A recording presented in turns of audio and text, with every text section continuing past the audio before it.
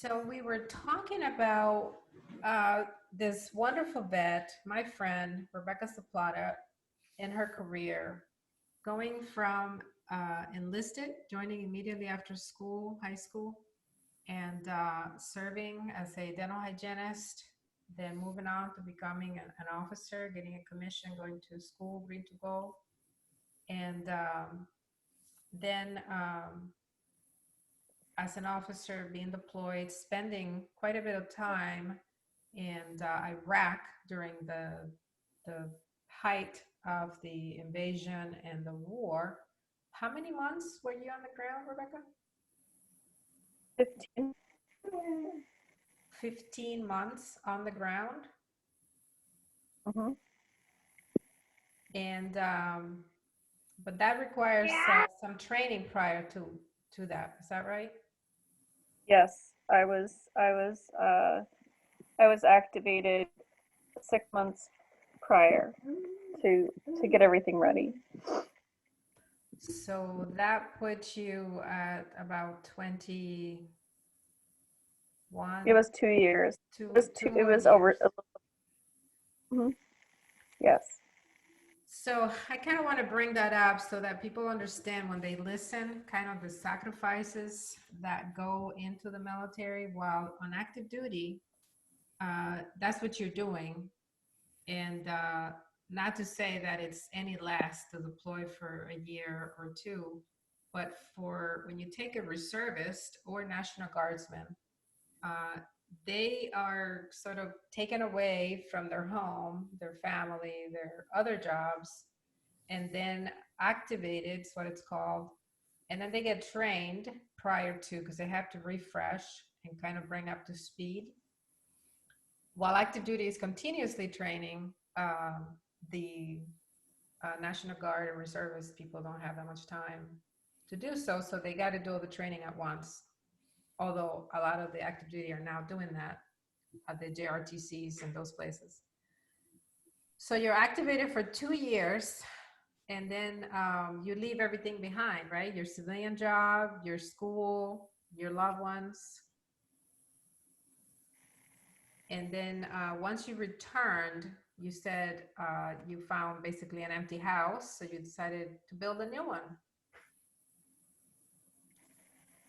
So things change quite quickly, but you are so resilient that you could just switch. I remember when you came back that you went in your uniform at the airport in Atlanta and interviewed for a job. And I thought that was absolutely ridiculous because you had just come off of the plane, literally off of overseas. Do you remember that? I stunk. Yeah, like I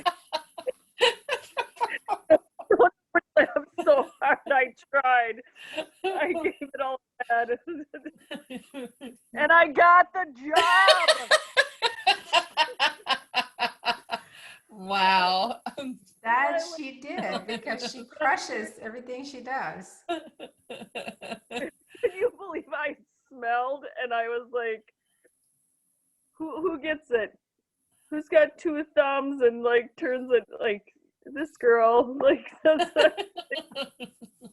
but I did. I was like, I have the job still. They're like, yep, you got the job. I was like, oh my god, because I can smell myself. I don't even want. I don't even want to take my pants down right now to go to the bathroom. Like,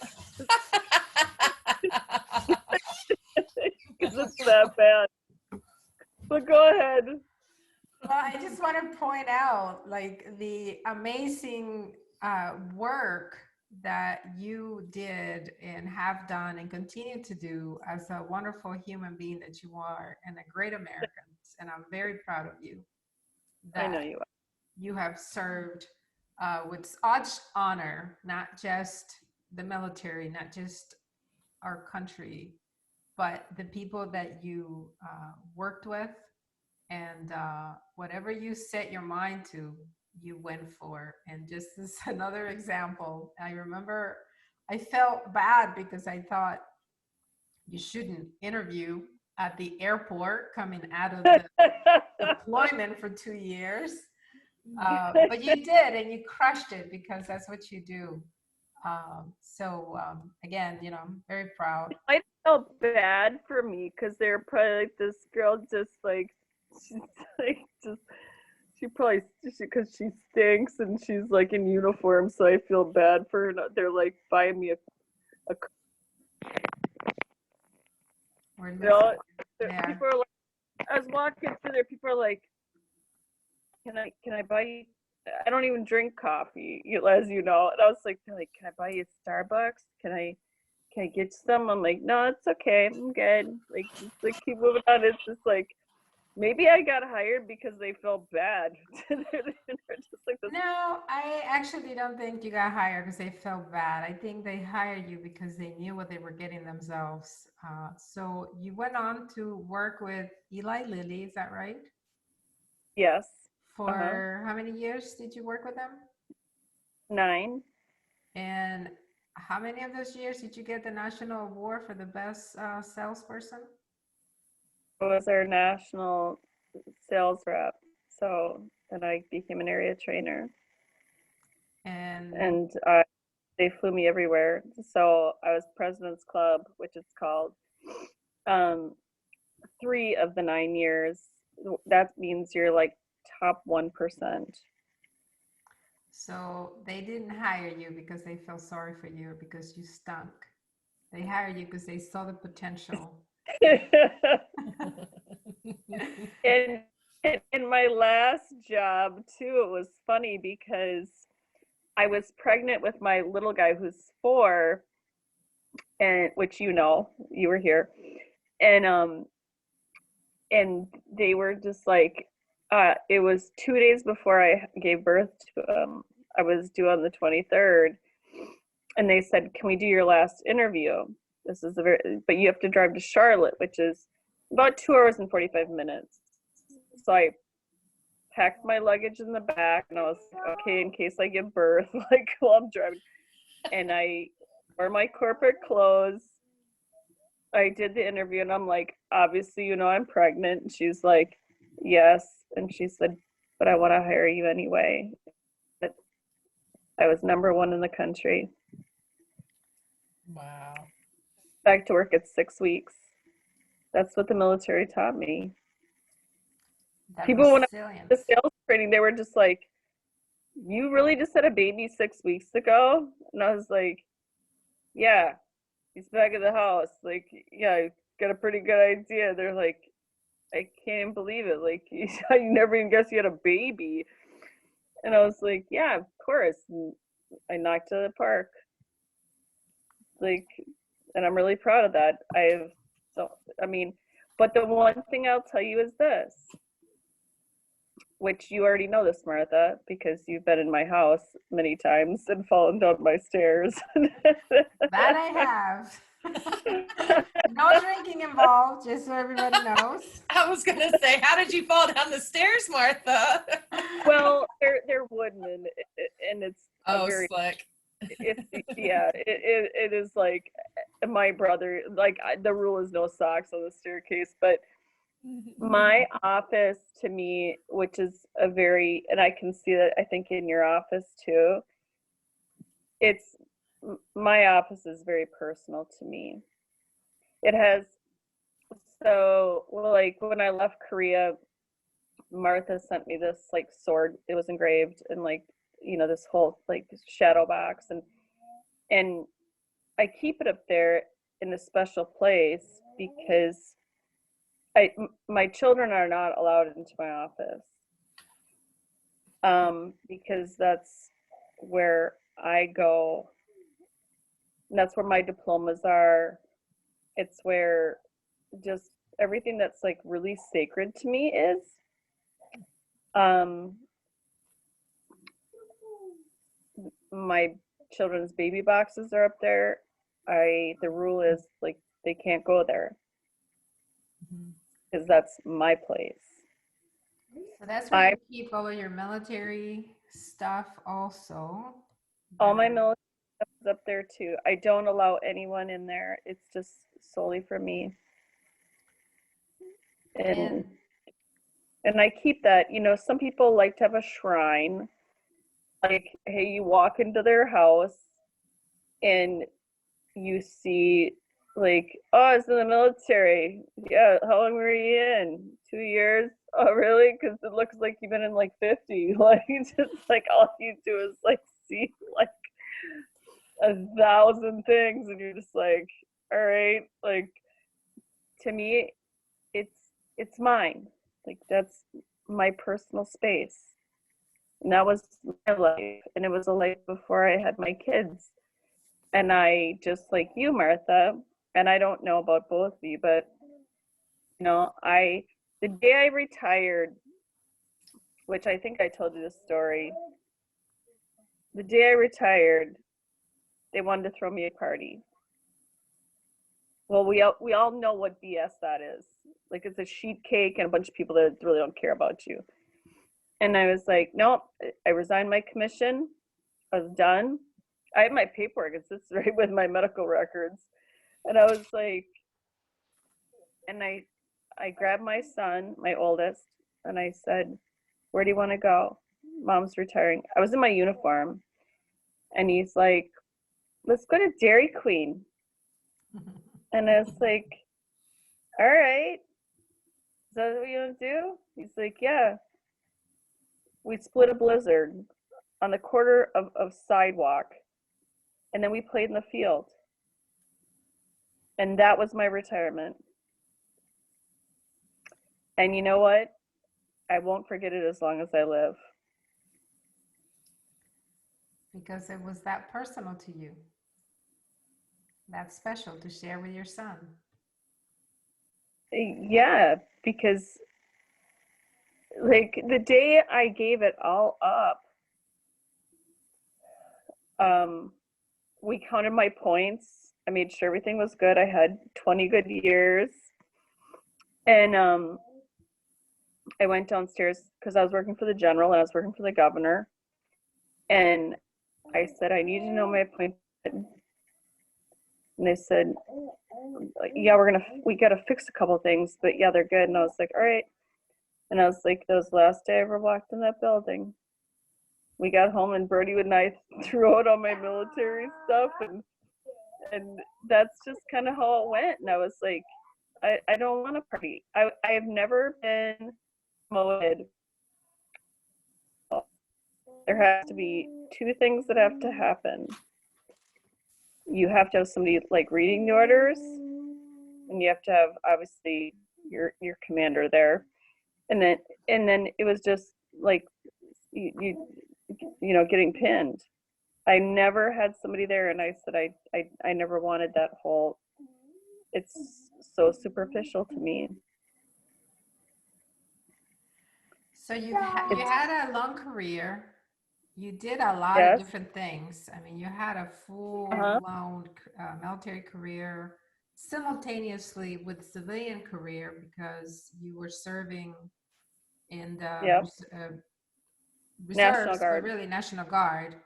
Um, Yeah. so just kind of so our listeners understand that when the reserves serve, I say reserves, but it applies to the National Guard, which is what you were.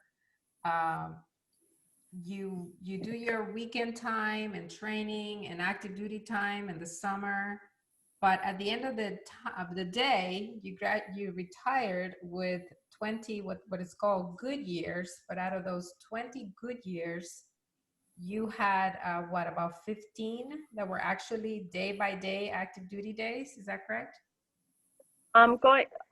It was almost 12. It was 11 and some change.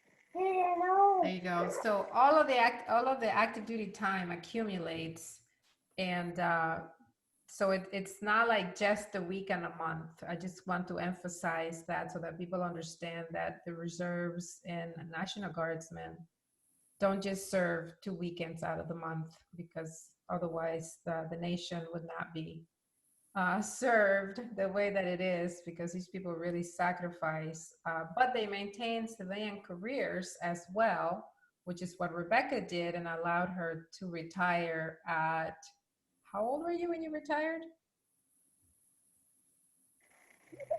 Well, I retired in 2011.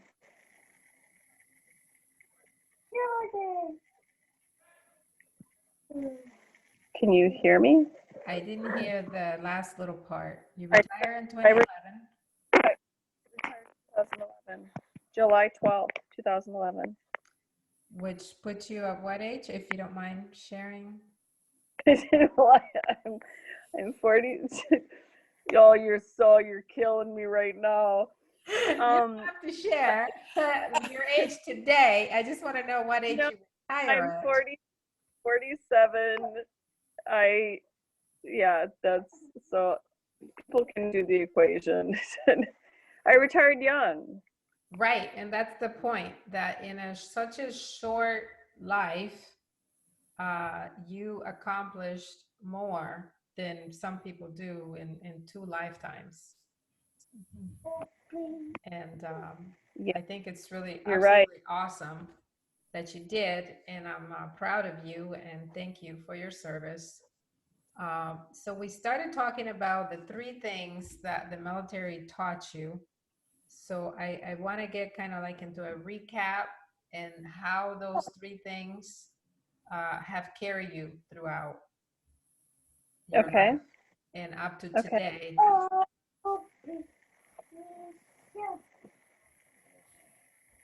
How do you feel now, right? So you've had your entire career, you've multiple careers, really, your civilian career, your military career, all with purpose, and you've learned to be such a team player Mm-hmm. and sort of carry out all of those things that you learned way early on. How would you describe them now, here where you are in this part of your life?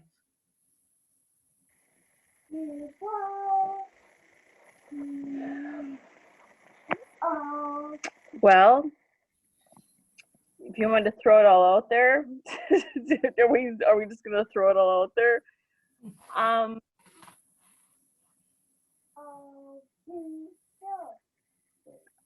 I'm a single mom with 2 kids. One dad is dead. My middle son died. Like, I've got my little guy who's but every day I just rest my head on the pillow. I mean, I'm at the VA every day. The thing that gave me life is also but the military is taking care of me. Like, I guess I'll put it that way.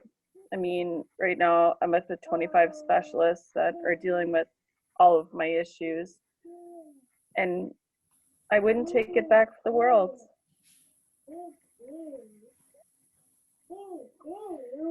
Because the same thing that gave you this live life to the fullest took away quite a bit.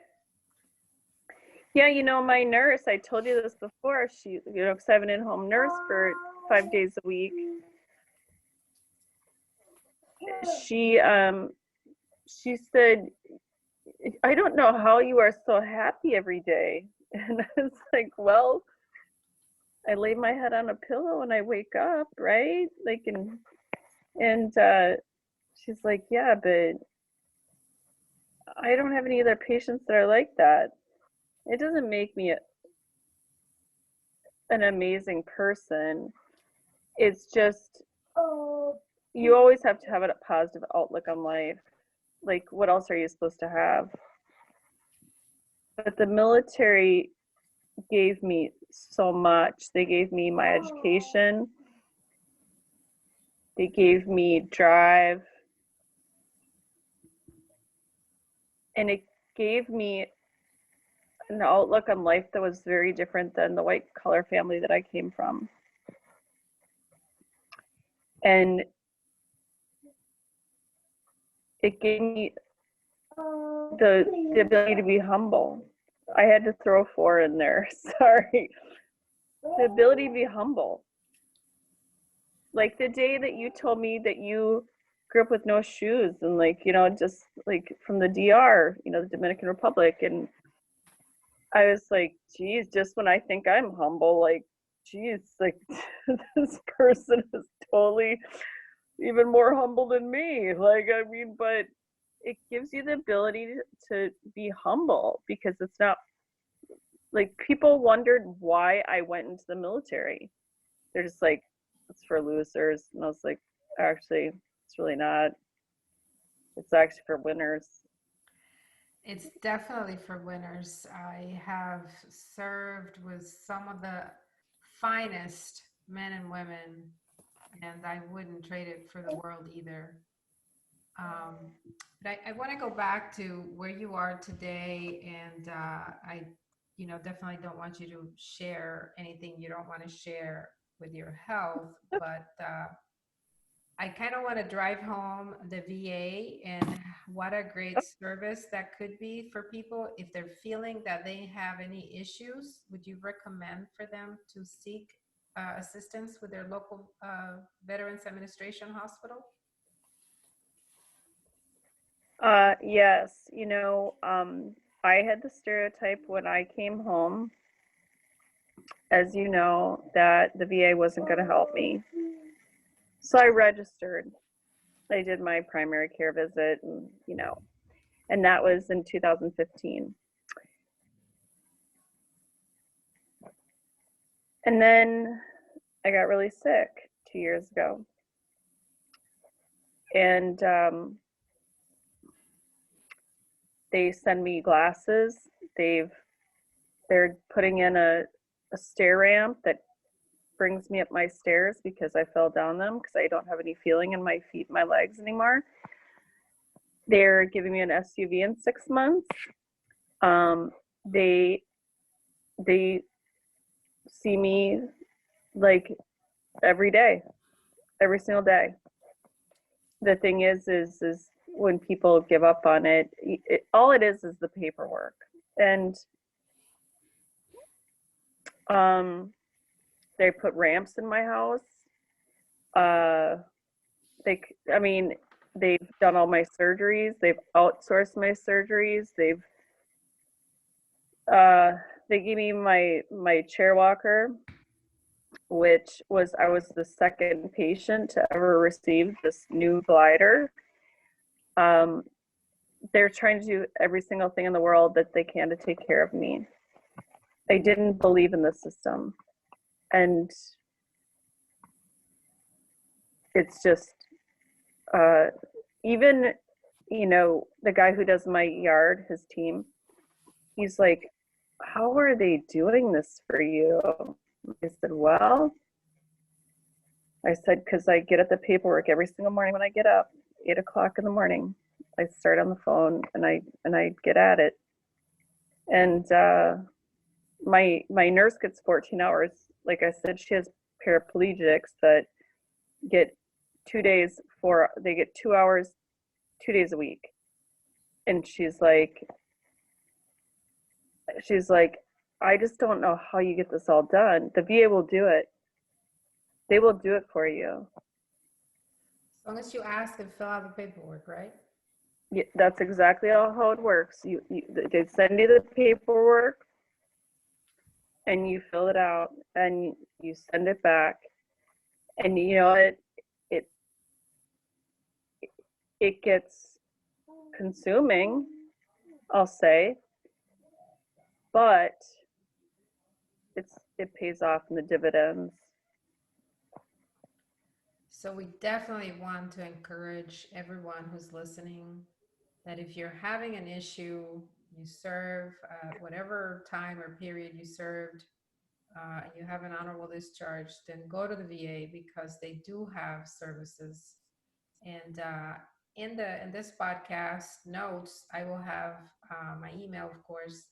And so if you have any questions, I want people to reach out, and I'll be happy to walk you through the paperwork. Right, Rebecca? Yeah, yes, Martha, you walked in because you were beating me up over like not doing it for so long. But the other thing is I want to do paramount this. If you have a bad caseworker, which I did at first, then get yourself a good one because my caseworker is amazing. So don't stop. Ask the question. If you need something, if you have any kind of physical or mental situation going on, right? Go to the VA, call that line, and if you get a bad rep, ask for a new one. And it doesn't matter how many you switch, because don't worry, you're not paying for it out of your money per se. You're paying for it with your time. And yes, it's time consuming every time you have to start over. But I personally believe in the system, and I think that it's designed to really help veterans. It's just that it's a government agency, so for whatever reason, they had to add a few extra uh, Steps. steps and corners. But You say to you, few extra steps. I have a few extra ramps. Like, let's, Ramps. Yeah, there we go. Few buildings there, but it can be done. It can be done. the thing is they pay for it all. Like even my nurse, she's like, I've never seen so many things done for somebody before, and I was like, yeah, just like they offered, I'm gonna freaking get after it. Mhm. and that's But the I was laughing. important part, that while the military takes away quite a bit, and uh, we pay the price. I mean, it's just no way around it. When you serve, a lot of people end up with injuries and illnesses and things related to. But come home and make that call. Go visit your VA or your local clinic. Sometimes you're in remote areas and all you have is a clinic. I encourage every person who's listening right now, and if you know of any veterans who are struggling, please encourage them to make that call. I will have the 1-800 number and the suicide hotline on the podcast notes so that people can call it. And if you just want to get a hold of me, I would be super happy to help anybody get the paperwork in. Um, Rebecca is my friend, and I've been trying My to get her best there. friend. Yes, my BFF, but she wasn't listening. She was closed. Her mind was completely closed about the VA. She said, "Nah, I'm not doing that. I don't need them, and they're not going to do anything for me. There's nothing that they could do or say or whatever." And but, but what did I do? I overdosed, and I tried to commit suicide. and I'm glad that you are here with me, talking to me, because I love you. And that was a very difficult time for all of us during that time. But people need to realize that this happens, and war is definitely a terrible ghost that carries, that kind of follows you around. But you can overcome that. And please reach out if you're feeling like something's happened to you and that the military, contributed to. And there's always the solution. Rebecca is a testament to it, right? Yeah.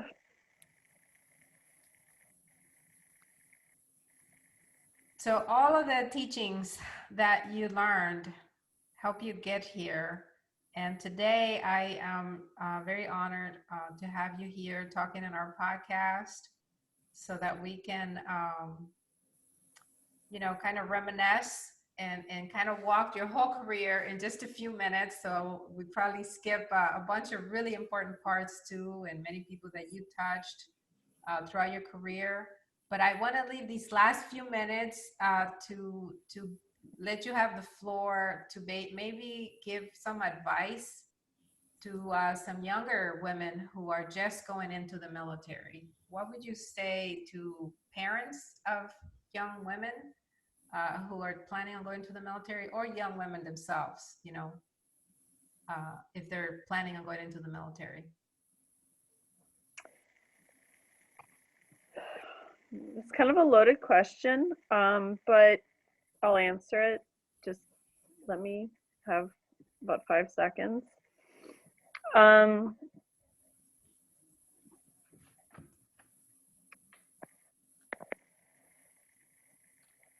It'll make your daughter stronger. It'll make her open her eyes to the world.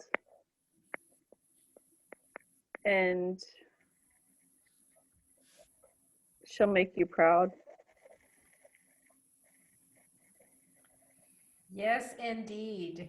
And so here we are, three of us women that have served. And so many years ago when we joined, we were just full of adventure. And here we are. I know, right? Yeah, let me jump out of that. Like, let me do that. Like, you're just like, kind of, then you get up there and you don't wanna. It's like, well, it's too late. Like, but yeah, I would say in all of it, she'll make you proud. I love that. Absolutely. She will make you proud. And that's absolutely succinct. Mm-hmm. To summarize, great advice for either your young daughter who's going in or yourself as a young woman considering going in. Um, like I said, there's so much more to this. There's so much more to say. Unfortunately, our time runs out. So we hope that you have enjoyed our podcast today. We definitely are so honored to have Rebecca Soplata here with us today, um, talking about her story of her 20 plus years in service, both active duty in National Guard, both as enlisted in officer, and simultaneously having a civilian career. And now, while going through some difficult times with her health, but also being able to be helped and served by the VA. So thank you so much, Rebecca. Of Really course. appreciate you. Thank you. Thank you for coming on and talking with us tonight. I've enjoyed this a lot. Thank you for your service. Thank you for yours. So with that, it's a wrap, everyone. We are so honored and grateful for all of our service members, men and women, of course. But as here in the For the Love of Women, we pride ourselves in loving women. So tonight, our tribute is to my very special friend, Rebecca Soplata. Well, let me do this. Can they see me on this or no? No. It'd be audio. Like to the end to like the Minnesota University. I was totally trying to put the University of Minnesota in there, like, like and I was like, okay, you guys totally like I thought I was being filmed. I was like, I wasn't really sure. But anyway, thank you for having me. Thank you. Thank you. Okay. And with that, make sure that you read our notes on the podcast notes. And if you want to get a hold of us, my email will be there. Is there an email, Rebecca? Would you like to share an email for people to maybe ask questions if they have some? Yes, sure. It's R as in Romeo, S as in Sierra, O as in Oscar, P as in Papa, L as in Lima, A as in Alpha, T as in Tango, A as in Alpha, at yahoo.com. So rsuplata@yahoo.com, that will be written in the notes. And if you want to get a hold of her, ask any questions, I'm sure she'll be glad to answer for you. With that, thanks again to all of our veterans. Today we celebrate Veterans Day. And thank you, ladies, for serving our wonderful country. Thank you. Thank you. Take care, everybody. Bye.